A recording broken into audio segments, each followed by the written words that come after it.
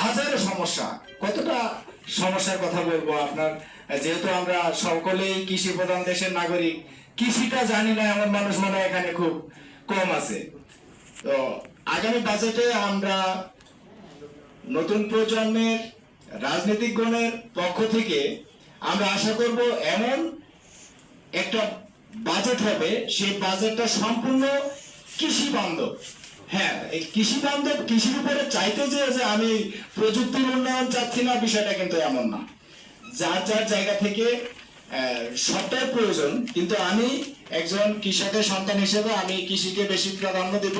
কারণ এই বাংলাদেশের কৃষক বাঁচলে এই দেশ বাঁচবে। ছোট্ট একটা দেশ, 18 কোটি মানুষের বসবাস, আমার মনে হয় এত ঘনবসতিপূর্ণ দেশ পৃথিবীতে খুঁজে পাওয়া খুব বিরল। তো সেই জায়গায় আমার কৃষি প্রধান দেশ। তো আমি অন্যান্য বিষয় আগেই বলেছি, বক্তারা বলবেন।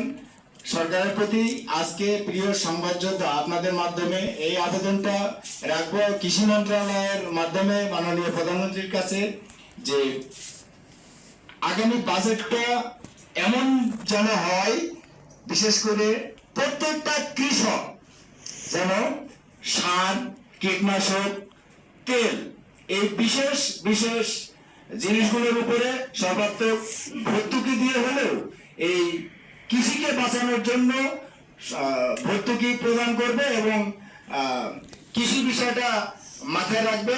এই সংক্ষিপ্ত আলোচনা রেখে আমি আমার বক্তব্য শেষ করছি। বিজয় বাংলাদেশ, বিজয় নতুন ধারা। নতুন ধারার অঙ্গীকার, দুর্নীতি থাকবে না।